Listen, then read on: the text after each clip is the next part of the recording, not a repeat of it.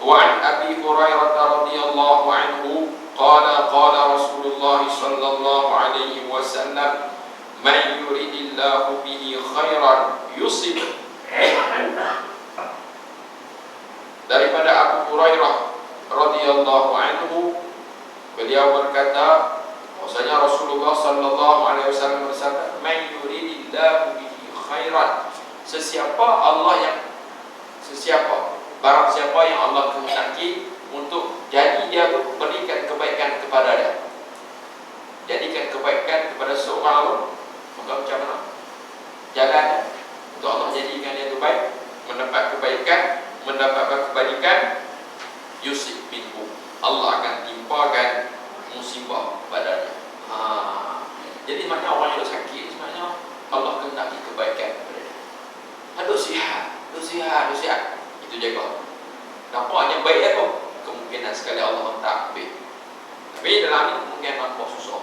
Sak dia kena ujian ni, sak dia kena hari, sak kena ni. Rupanya itu jalan untuk Allah beri kebaikan kepada dia. Jadi orang yang tak kena musibah, kalau dia semua hidup demam tak pernah, kaki luka tak pernah jaga, kemungkinan itu bukan kebaikan bagi dia. Nampak? Okey. Tapi orang saat dia kena ni, hari ni terbalik motor, esok pergi kedai apa, orang seluk bokek belakang hilang dompet, lusa pula pergi dekat bank, cabut dek, kena apa kan tu, balik pula berentuk kereta bersedih orang depan, Allah kena biar damai. Hari tu setiap musibah apa-apa akan kena. Kita kata aku ni malam siar sibuk, bukan dia. Mungkin Allah nak beri kebaikan kepada dirinya. Tu kata malam tak baru kata malam bertimpa-timpa. Kena ni ada macam tu, mana uji saya tak terlalu.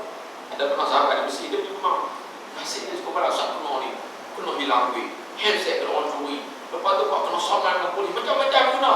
Tapi nampak boleh ada kebaikan Allah beri.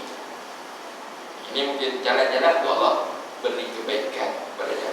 Kita hari kita nampak hari kena memang dibuka lah, memang lama macam-macam pun macam-macam ada kena ni. Dah mungkin itu jalan Allah kehendaki kebaikan kepada dirinya. Kita tak kena apa, tu kata usaha hati apa tak kena apa tu ni. Sepatutnya kita usaha hati lah, tapi minta jauh lah kan, supaya apa kan. Baik. Tapi itu, jadi dalam hadis yang Allah kata, man yuridillahu bihi khairan yusib minhu, siapa yang Allah kehendaki beri kebaikan, kebajikan kepadanya, Allah akan uji, Allah akan beri musibah kepada dirinya. Jadi kalau kita nampak ini satu bentuk ungkapan Nabi yang merupakan satu kekuatan. Bila seorang itu ditimpa dengan penderitaan, timpa musibah, ada masalah, bila kita ingat anak beri power tu ni, jadi dia rasa tak usah ni. Ini salah satu benar-benar menyebabkan kita ada kekuatan dalaman untuk berhadapan dengan sesuatu musibah. Jadi orang yang tak pernah melihat hadis ni, jadi biasa bila kena Allah pasal pemandang sangat nasibku, sebab dia tak pernah melihat kata-kata semangat daripada Nabi SAW. Jadi hadis ni sebenarnya ada satu persamaan dengan hadis yang lain. Depan itu hadis lainnya dikatakan man yuridillahu bihi khairan yufaqihuhu fid din, siapa yang Allah kehendaki dia tu jadi baik, Allah kehendaki kebajikan baginya, Allah akan beri kepadanya pemahaman dalam agama. Kalau semua yang baik, Allah akan memberi kefahaman dia dalam agama. Buat mereka ni. Okey, baik, tengok pengajaran ini. Siapa aku jawab apa? Musibah yang ditimpakan ke atas orang yang beriman akan meningkatkan derajatnya di sisi Allah atau menghapuskan dosanya jika dihadapi dengan redha dan sabar. Baik. Nombor 2, seseorang itu dikehendaki bersabar ketika menghadapi penderitaan yang menimpanya. 3, setiap penderitaan itu akan diberikan ganjaran oleh Allah apabila dihadapi dengan kesabaran. Tadi hadis belum disebut, sekiranya seorang itu berhadapan dengan musibah, dia bersabar, ganjaran apa? Allah hapuskan dosa. Di sini sebut pula dia akan diberi ganjaran, diberi kebaikan. Ya, dosa dosa dah terampun dah, dapat pula kebaikan. Bila kamu dua-dua menari, maktum. Dosa dah hapus, dapat pula ganjaran khairat tadi, dapat pula kebaikan, ganjaran pahala. Bila kamu dua ni cukup beruntung bagi orang yang bersabar bila mana ditimpa dengan musibah. Baik, 41. وعن أنس بن مالك رضي الله عنه قال رسول الله صلى الله عليه وسلم لا يتمنين أحدكم الموت بضر أصابه فإن كان لا بد فاعلا فليقل اللهم أحيني ما كانت الحياة خيرا لي وتوفني إذا كانت الوفاة خيرا لي متفق عليه. Ini kita cerita tadi.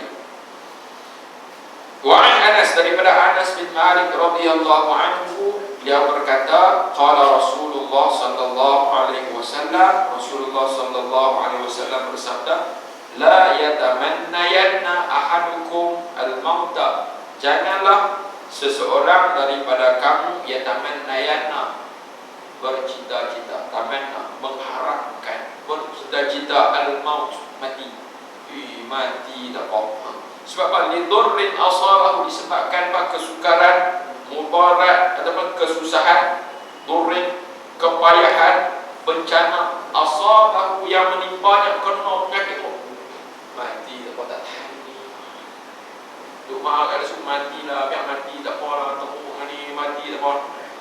Sebab apa? Dia dah tak tahan dengan kesusahan, tak tahan dengan kesakitan, tak tahan dengan bencana yang Tuhan uji dia, sehingga dia bercita-cita agar mati itu disegerakan.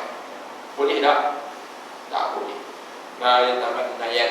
Janganlah seseorang kamu mencita-cita mati. Ini dilarang oleh syarak. Kecuali bahawa ni, fa in kana la budda fa'ilan. Jika dia tak dapat, tidak mesti dia kena buat kau ni. Dia harap kalau dia mati tak apa, tapi dia lebih tahu bagi dia mati. Tapi dia kata macam ni, tak boleh dia kata nak, ya Allah matikan aku, mati lebih baik, mati tak apa, bila lah aku nak mati. Kan? Jangan macam tu.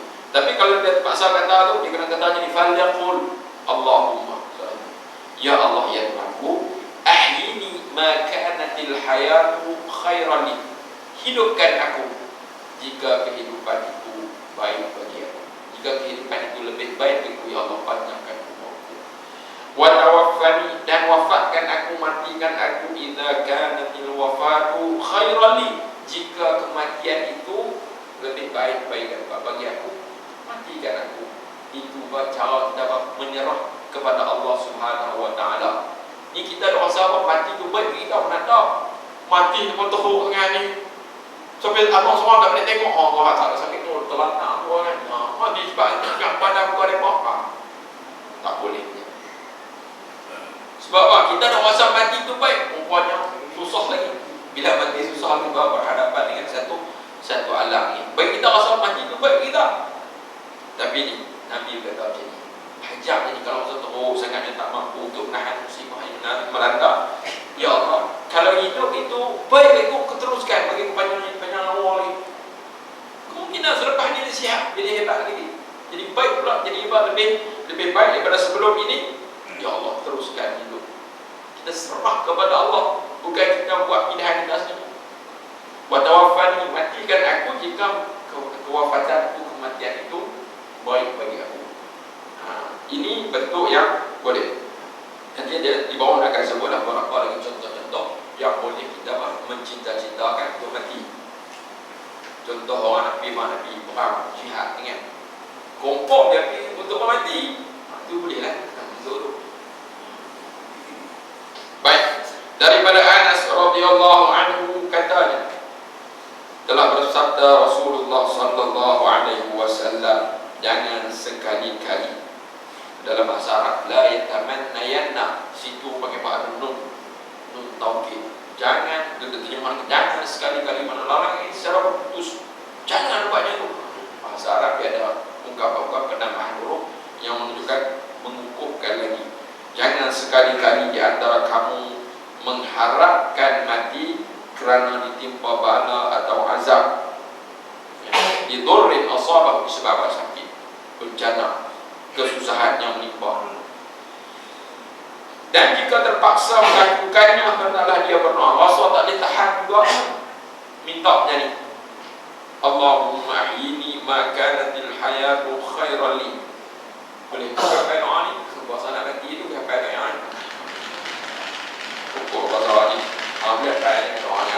Allahumma ahyini ma kanatil hayatu khairan li, wa tawaffani idza kanatil wafatu khairan li. Yang bermaksud, ya Allah, hidupkanlah aku selama hidup itu baik bagiku, dan matilah aku apabila mati itu baik bagiku.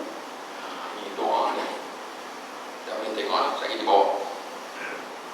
Pengajaran hadis, kita wajib berserah kepada Allah tentang urusan hidup dan mati, tetapi tidak dilarang mengharapkan mati kerana rindu kepada Allah, atau untuk dikebumikan di tempat mulia, atau kerana takut fitnah pada agama. Ini yang telah betul-betul dah. Tengok sini ya. Mana kita tentang hidup mati ni, kita serah urusan kepada Allah. Walaupun kita sakit terlalu mana pun, sakit terlalu mana pun, mati dah doktor dah mati dah ni. Tengok lepas tu sihat, main ke mana tau, buat balik doktor pun ni. Kalau tengok kajian dia, tak ada cara kata 2 minggu ni, banyak 20 tahun lagi selepas aku akan letak tarikh. Ini urusan Allah Subhanahu Wa Taala. Okey, baik. Jadi tentang urusan hidup mati, serah kepada Allah, dan kita janganlah bercita-cita, jangan tadi larangan dalam hadis tadi, melarang untuk mencita-cita mati. Cuma disebut, tetapi tidak dilarang mengharapkan mati kerana rindu kepada Allah. Jadi tidak menjadi satu benda yang ditegak, dilarang untuk kita mencita-cita mati kerana apa? Rindu kepada Allah. Ada orang sebab bahaya kalau rindu. Jadi jalan untuk bertemu dengan kekasihnya, tidak ada lagi yang menghalang seorang hamba yang rapat dengan Allah, awliya'illah salihin. Tidak ada satu pun yang dapat menghampirkan dia dengan Allah kecuali dengan kematian. Memang ada cukup. Bila lah nak bertemu dengan Allah, bila lah nak bertemu dengan Allah. Sebab hati antara kekasih dengan kasih ini amat hampir. Cuma ada yang menghalang ini untuk mereka bertemu. Apa dia? Kehidupan. Mati saja mereka akan dapat bertemu dengan kekasih. Ini merupakan hamba-hamba Allah yang saleh, yang amat hati mereka bergantung kepada Allah Subhanahu Wa Taala. Jadi mereka bila nak sampai rasa jauh lagi, jauh lagi sebab dihalang dengan kehidupan. Mana mati akan bertemu Allah. Ini tidak nampak. Baik.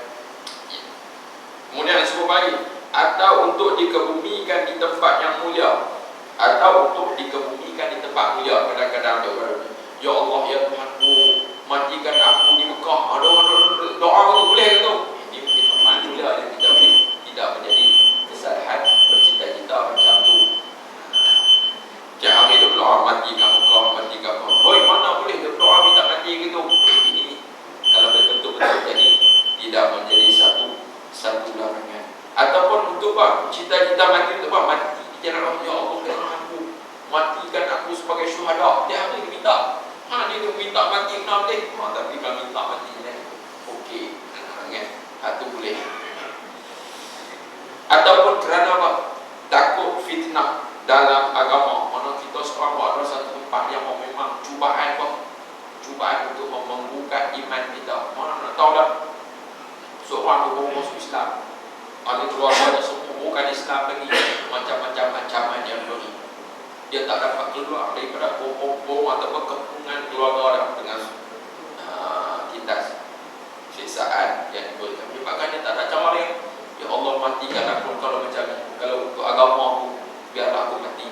So kalau masih bertahan hidup, mungkin menyebabkan tidak ada, tak tahan dengan akhirnya kembali kepada kufur.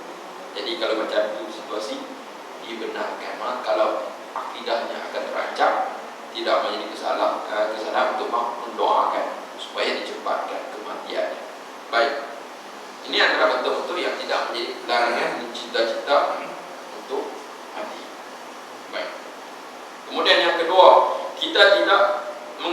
apa yang lebih baik untuk kita, sama ada hidup atau mati yang kita sebut tadi.